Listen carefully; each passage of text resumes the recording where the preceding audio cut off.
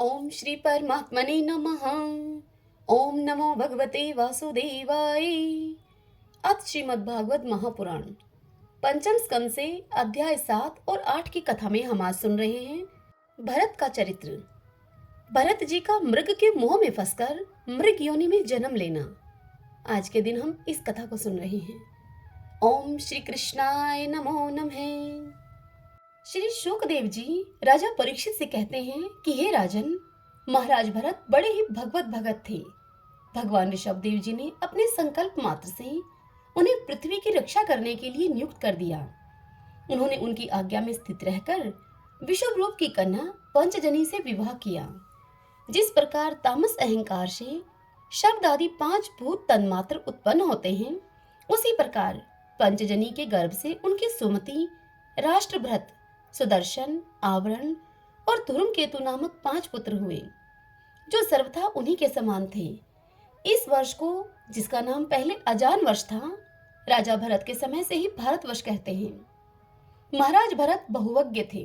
वे अपने अपने कर्मों में लगी हुई प्रजा का अपने बाप दादाओं के समान सब धर्म में स्थित रहते हुए अत्यंत वात्सल्य भाव से पालन करने लगे।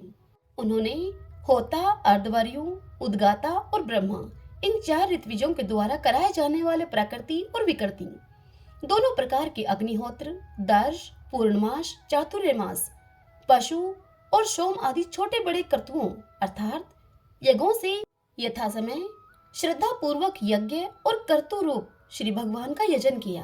इस प्रकार अंग और क्रियाओं के सहित भिन्न भिन्न यज्ञों के अनुष्ठान के समय जब अर्धवर्युगण आहुति देने के लिए हवि हाथ में लेते, तो यजमान भरत उस यज्ञ कर्म से होने वाले पुण्य रूप फल को यज्ञ पुरुष भगवान वासुदेव के अर्पण कर देते थे।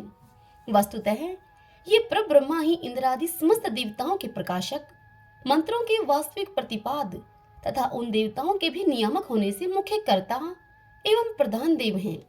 इस प्रकार अपनी भगवत दर्पण बुद्धि रूप कुशलता से हृदय के राग द्वेष आदि मलों का मार्जन करते हुए वे सूर्य आदि सभी यज्ञ भोक्ता देवताओं का भगवान के नेत्र आदि अवयवों के रूप में चिंतन करते थे।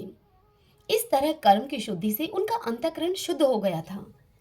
तब उन्हें अंतर्यामी रूप से विराजमान हृदय आकाश में ही अभिव्यक्त होने वाले ब्रह्मा स्वरूप एवं महापुरुषों के लक्षणों से उपलक्षित भगवान वासुदेव में, जो कि श्रीवत्स, कौस्तुभ, वनमाला, शंख, चक्र और गदा आदि से सुशोभित तथा नारद आदि निजनों के हृदय में चित्र के समान निश्चल भाव से स्थित रहते हैं। दिन दिन वेग पूर्वक बढ़ने वाली उत्कृष्ट भक्ति उन्हें प्राप्त हुई।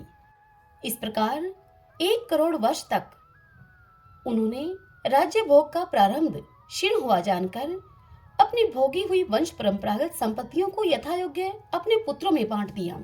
फिर अपने सर्व संपत्ति संपन्न राजमहल से निकलकर वे पुलह आश्रम अर्थात हरिहर क्षेत्र में चले आए। इस पुलह आश्रम में रहने वाले भक्तों पर भगवान का बड़ा ही वात्सल्य है। वे आज भी उनसे उनके इष्ट रूप में मिलते रहते हैं। वहां चक्र नदी अर्थात गंडकी नाम की प्रसिद्ध नदी चक्राकार शालिग्राम शिलाओं से, जिनके ऊपर नीचे दोनों और नाभि के समान चिन्ह होते हैं, सब ओर से ऋषियों के आश्रमों को पवित्र करती रहती हैं। उस पुलह आश्रम के उपवन में एकांत स्थान में अकेले ही रहकर वे अनेक प्रकार के पत्र, पुष्प, तुलसी दल, जल और कंदमूल फलादि उपहारों से भगवान की आराधना करने लगे। इससे उनका अंतःकरण समस्त विषय अभिलाषाओं से निवृत्त होकर अब शांत हो गया और उन्हें परम आनंद प्राप्त हुआ। इस प्रकार जब वे नियम पूर्वक भगवान की परिचर्या करने लगे, तब उससे प्रेम का वेग बढ़ता गया, जिससे कि उनका हृदय द्रवीभूत होकर शांत हो गया। आनंद के प्रबल वेग से शरीर में रोमांच होने लगा तथा उत्कंठा के कारण उनके नेत्रों में प्रेम के आंसू उमड़ आए, जिससे कि उनकी दृष्टि रुक गई।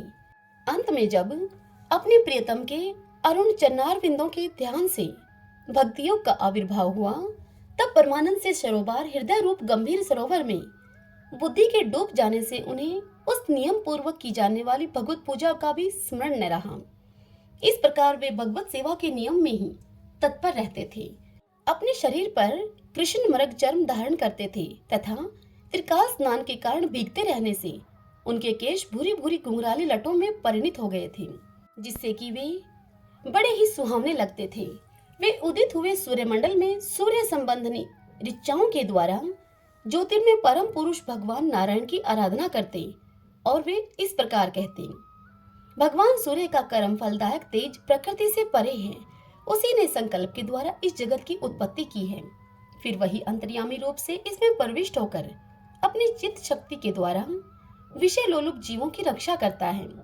हम उसी बुद्धि परवर्तक तेज की शरण लेते हैं। ओम नमो नारायण, ओम नमो नारायण। श्री शुकदेव जी कथा सुनाते हुए परीक्षित से कहते हैं कि हे राजन, एक बार भरत जी गंडकी नदी में स्नान करके नित्य नैमित्तिक तथा शौच आदि अन्य आवश्यक कृत्यों से निवृत्त होकर पर्णव का जप करते हुए 3 मुहूर्त तक नदी की धारा के पास बैठे रहे। हे राजन, इसी समय एक हरिणी प्यास से व्याकुल होकर जल पीने के लिए अकेली ही उस नदी के तीर पर आई। अभी वह जल पी ही रही थी कि पास ही गुजरते हुए सिंह की लोक भयंकर दहाड़ सुनाई उसे पड़ी। हिरण जाति तो स्वभाव से ही डरपोक होती है। वह पहले ही चौकन्नी होकर इधर उधर देखती जाती थी। अब जो ही उसके कान में वह भीषण शब्द पड़ा कि सिंह के डर के मारे उसका कलेजा धड़कने लगा और उसके नेत्र कातर हो गए। उसकी प्यास अभी बुझी नहीं थी, किंतु अब तो प्राणों पर भी आ बनी थी। इसलिए उसने भयवश एकाकी नदी पार करने के लिए छलांग मारी। उसके पेट में गर्भ था, अतः उछलते समय अत्यंत भय के कारण उसका गर्भ अपने स्थान से हटकर योनि द्वार से निकलकर नदी के प्रवाह में गिर गया। वह कृष्ण मृग पत्नी अकस्मात गर्भ के गिर जाने, लंबी छलांग मारने तथा सिंह से डरी होने के कारण बहुत पीड़ित हो गई थी। उसका अब अपने झुंड से भी बिछो हो गया था, इसलिए वह किसी गुफा में जा पड़ी और वहां पड़ी पड़ी मर गई। राज ऋषि भरत ने देखा कि बेचारा हिरण का बच्चा अपने बंधुओं से बिछड़कर नदी के प्रवाह में बह रहा है। तब राजा भरत को उस पर बड़ी दया आई और वे आत्मीय के समान उस मात्रहीन बच्चे को अपने आश्रम पर ले आए। उस मृग छोने के प्रति भरत जी की ममता उत्तरोत्तर बढ़ती चली गई। वे नित्य उसके खाने पीने का प्रबंध करने, व्याघ्र आदि से उसे बचाने, लाड़ लड़ाने और पुचकारने आदि की चिंता में ही डूबे रहने लगे। अब कुछ दिनों में उनके यम, नियम और भगवत पूजा आदि आवश्यक कृत्य एक एक करके छूटने लगे और अंत में सभी कृत्य उनसे छूट गए।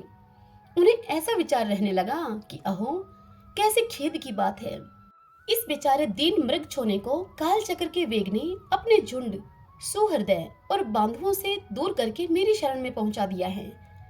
यह मुझे ही अपने माता पिता भाई बंधु और यूथ के साथी संगी समझता है। इसे मेरे सिवा और किसी का कुछ पता नहीं है और मुझ में इसका विश्वास भी बहुत है। मैं भी शरणागत की उपेक्षा करने में जो दोष हैं उन्हें जानता हूँ, इसलिए मुझे अब अपने इस आश्रित का सब प्रकार की दोष बुद्धि छोड़कर अच्छी तरह से पालन पोषण और प्यार दुलार करना चाहिए। निश्चय ही शांत स्वभाव और दीनों की रक्षा करने वाले परोपकारी सज्जन ऐसे शरणागत की रक्षा के लिए अपने बड़े से बड़े स्वार्थ की भी परवाह नहीं करते। इस प्रकार उस हिरण के बच्चे में आसक्ति बढ़ जाने से बैठते, सोते, टहलते, ठहरते और भोजन करते समय भी राजा का चित्त उसके स्नेह पाश से बंधा रहता था। जब उन्हें कुश, पुष्प, समिधा, पत्र और फूल मूल आदि लाने होते तो भेड़ियों और कुत्तों के भय से वे उसे साथ ही लेकर वन में जाते। मार्ग में जहां तहां कोमल घास आदि को देखकर मुग्ध भाव से वह हिरणा शावक अटक जाता तो वे अत्यंत प्रेम पूर्ण हृदय से दयावश उसे अपने कंधे पर चढ़ा लेते। इसी प्रकार कभी गोद में लेकर तो कभी छाती से लगाकर उसका दुलार करने में भी उन्हें बड़ा आनंद मिलता था। नित्य नैमित्तिक कर्मों को करते समय भी राज राजेश्वर भरत बीच बीच में उठ उठकर उस मृग बालक को देखते और जब उस पर उनकी दृष्टि पड़ती तभी उनके चित्त को शांति मिलती थी। उस समय उसके लिए मंगल कामना करते हुए वे कहने लगे कि बेटा, तेरा सर्वत्र कल्याण हो।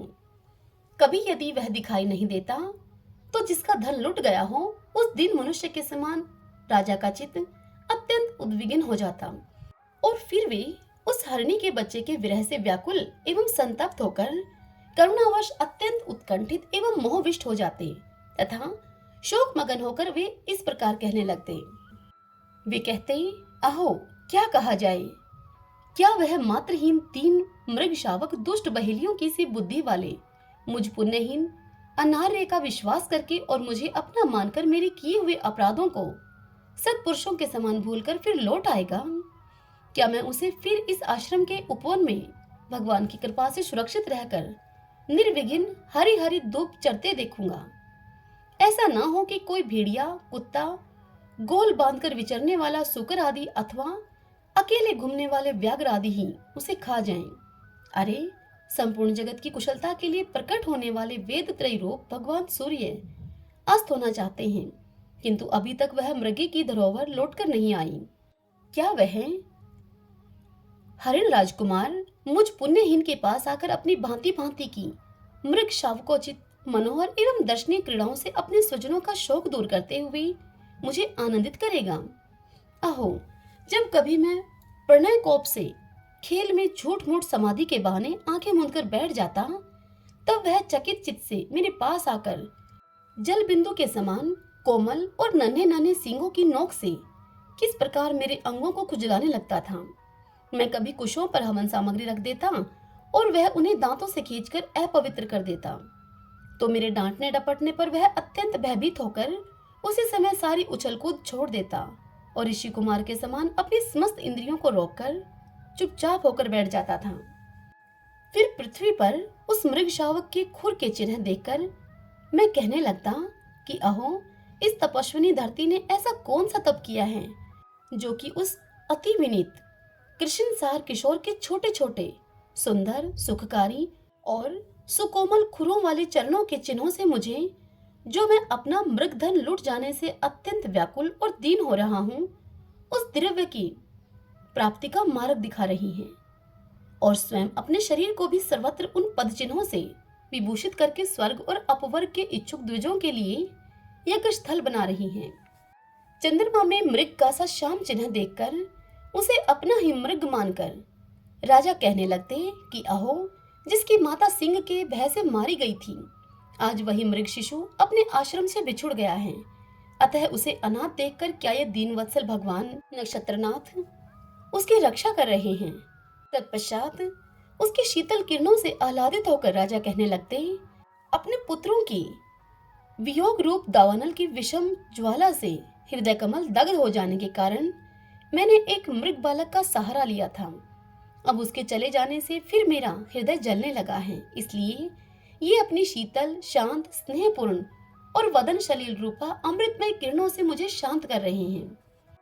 इतनी कथा सुनाते हुए शुकदेव जी राजा परीक्षित से कहते हैं कि हे राजन, इस प्रकार जिनका पूरा होना सर्वथा असंभव था, उन विविध मनोरथों से भरत का चित्त अब व्याकुल रहने लगा। अपने मृग शावक के रूप में प्रतीत होने वाले प्रारब्ध कर्म के कारण तपस्वी भरत जी भगवत आराधना रूप कर्म एवं योग अनुष्ठान से च्युत हो गए। नहीं तो जिन्होंने मोक्ष मार्ग में साक्षात विघ्न रूप समझकर अपने ही हृदय से उत्पन्न दुस्तज्य पुत्र आदि को भी त्याग दिया था, उन्हीं राजा की अन्य जातीय हिरण शिशु में ऐसी आसक्ति कैसे हो सकती थी? इस प्रकार राजऋषि भरत विघ्नों के वशीभूत होकर योग साधन से भ्रष्ट हो गए और उस मृग छोने के पालन पोषण और लाड़ प्यार में ही लगे रहकर आत्म स्वरूप को वे भूल गए। इसी समय जिसका टलना अत्यंत कठिन है, वह प्रबल वेगशाली कराल काल चूहे के बिल में जैसे सर्प घुस आए, उसी प्रकार उनके सिर पर चढ़ाया। उस समय भी वह हिरण शावक उनके पास बैठा हुआ पुत्र के समान शोकातुर हो रहा था। वे उसे इस स्थिति में देख रहे थे और उनका चित्त उसी में लग रहा था। इस प्रकार की आसक्ति में ही मृग के साथ उनका शरीर भी छूट गया। तदंतर उन्हें अंतकाल की भावना के अनुसार अन्य साधारण पुरुषों के समान मृग शरीर ही मिला, किंतु उनकी साधना पूरी थी, इसीलिए उनकी पूर्व जन्म की स्मृति नष्ट नहीं हुई। उस योनि में भी पूर्व जन्म की भगवत आराधना के प्रभाव से अपने मृग रूप होने का कारण जानकर वे अत्यंत पश्चाताप करते हुए कहने लगे कि अहो, बड़े खेद की बात है, मैं संयमशील महानुभावों के मार्ग से पतित हो गया। मैंने तो धैर्य पूर्वक सब प्रकार की आसक्ति को छोड़कर एकांत और पवित्र वन का आश्रय लिया था। वहां रहकर जिस चित्त को मैंने सर्वभूतात्मा श्री वासुदेव में निरंतर उन्हीं के गुणों का श्रवण, मनन और संकीर्तन करके तथा प्रत्येक पल को उन्हीं की आराधना और सुमरन आदि से सफल करके स्थिर भाव से पूर्णतः लगा दिया था, मुझ अज्ञानी का वही मन अकस्मात एक नन्हे से हरिण शिशु के पीछे अपने लक्ष्य से च्युत हो गया। इस प्रकार मृग बने हुए राजऋषि भरत के हृदय में जो वैराग्य भावना जागृत हुई, उसे छिपाए रहकर उन्होंने अपनी माता मृगी को त्याग दिया और अपनी जन्मभूमि कालंजर पर्वत से वे फिर शांत स्वभाव मुनियों के प्रिय उसी शालिग्राम तीर्थ में, जो भगवान का क्षेत्र है, पुलसत्य और पुलह ऋषि के आश्रम पर चले आए। वहां रहकर भी वे काल की ही प्रतीक्षा करने लगे। आसक्ति से उन्हें बड़ा भय लगने लगा था। बस अकेले रहकर वे सूखे पत्ते, घास और झाड़ियों के द्वारा निर्वाह करते हुए मृग योनि की प्राप्ति कराने वाले प्रारब्ध के क्षय की पाठ देखते रहे। अंत में उन्होंने अपने शरीर का आधा भाग गंडकी के जल में डुबोए रखकर उस मृग शरीर को छोड़ दिया। हरिओम तत्सत। ओम नमो नारायण। ओम नमो नारायण। ओम श्री कृष्णाय नमो नमः। भगतजनों, आज की यह कथा यहीं समाप्त हुई। इससे आगे की कथा अगली वीडियो में सुनेंगे। कल की कथा में हम सुनेंगे भरत जी का ब्राह्मण कुल में जन्म होना और इसी के साथ सुनेंगे जड़ भरत और राजा रहुगण की भेंट। कल के दिन हम इस पावन कथा का श्रवण करेंगे। आज की ये कथा आपको कैसी लगी? वीडियो को लाइक और कमेंट करके मुझे जरूर बताइएगा। जय श्री कृष्ण। राधे राधे।